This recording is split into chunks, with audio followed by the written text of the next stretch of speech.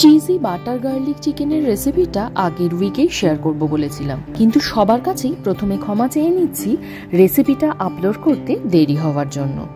চলুন ঝটপট রেসিপিটা দেখে নিই। এখানে আমি 300 গ্রাম মতো বোনলেস চিকেন নিয়েছি, আর চিকেনগুলোকে ভালো করে ধুয়ে জল ঝরিয়ে ছোট ছোট বাইট সাইজ পিসে কেটে নিয়েছি, ঠিক এরকম ভাবে।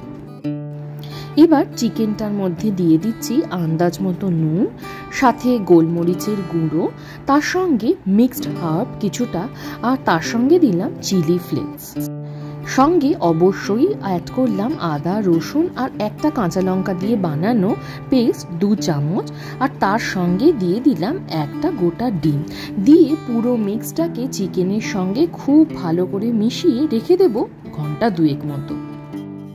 ঘন্টা 2 পরে কোটিংয়ের জন্য একটা প্লেটে নিয়ে নিচ্ছি 2 চামচ ময়দার সঙ্গে 1 চামচ কর্নফ্লাওয়ার।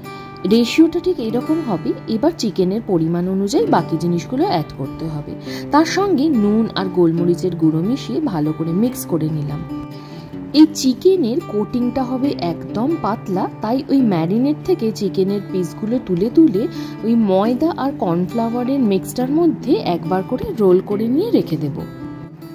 একবারে অনেকগুলো চিকেন এরকম পাতলা কোটিং করে নিয়ে তারপরে অল্প সাদা তেল দিয়ে সেটাকে ফ্রাই করব। এখানে চিকেনগুলোকে ফ্রাই করতে দিচ্ছি, আর এই ফ্রাইটার জন্য চিকেনগুলো বিশাল ক্রিস্পি হওয়ার দরকার নেই, মোটামুটি একটা হালকা লাল ভাব আসা অবধি ভেজে নিলেই হবে। এই যে চিকেনগুলো ভেজে একদম রেডি হয়ে গেছে। এবার তৈরি করব সসটা বানাবার জন্য একটা ননস্টিক প্যানের মধ্যে নিয়ে নিয়েছি বেশ কিছুটা বাটার, আর তার সঙ্গে অল্প সাদা তেল, যাতে বাটারটা পুড়ে না যায়। তার মধ্যে দিয়ে দিলাম বেশ অনেকটা রসুন কুচি করে রাখা। রসুনটা কিন্তু বেশ ভালো পরিমাণে লাগবে। তার সঙ্গে দিয়ে দিলাম 1 চামচ পরিমাণ ময়দা, দিয়ে কন্টিনিউয়াস সেটাকে নেড়ে নিলাম যেন না কোনো লাম্প থাকে। আর তার মধ্যে দিয়ে দিলাম নর্মাল টেম্পারেচারের দুধ 1 কাপ পরিমাণ। এবার তার মধ্যে একে একে নুন, গোলমরিচ, মিক্সড হার্বসের গুঁড়ো আর সঙ্গে এই বেসিল পাউডারটাও কিছুটা অ্যাড করলাম। সঙ্গে অবশ্যই দিলাম অল্প পরিমাণ চিনিও, দিয়ে পুরো জিনিসটাকে ভালো করে মিক্স করে বেশ কিছুটা ঘন হয়ে আসার আগে অ্যাড করে দিলাম গ্রেট করে রাখা প্রসেস চিজ বেশ কিছুটা পরিমাণ। এই সসটা বানিয়ে আমি রেখে দিই বেশ কিছুক্ষণ, আর তারপরে রাতে এই সসটা গরম করে নিয়ে তার মধ্যে এই চিকেনের পিসগুলো মিক্স করে দিই। যেহেতু এই খাবারটা সবসময় ফ্রেশ আর গরম পরিবেশন করলে সব থেকে ভালো লাগে, সেই জন্য সসটা কিছুটা আগে বানিয়ে রেখে দেওয়াই যায়।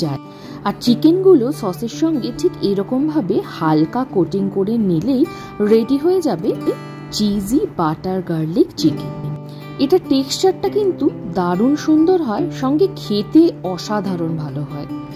এর সঙ্গে আর কিছু নয়, কটা গার্লিক ব্রেড বানিয়ে নিলেই হয়ে গেল। আর যদি গার্লিক ব্রেড বানাবার আর ইচ্ছা না হয়, বেশ কড়া করে কয়েকটা টোস্ট করে নিলেই ডিনারটা একদম জমে যাবে যাকে বলে। কেমন লাগলো রেসিপিটা জানাতে ভুলবেন না কিন্তু।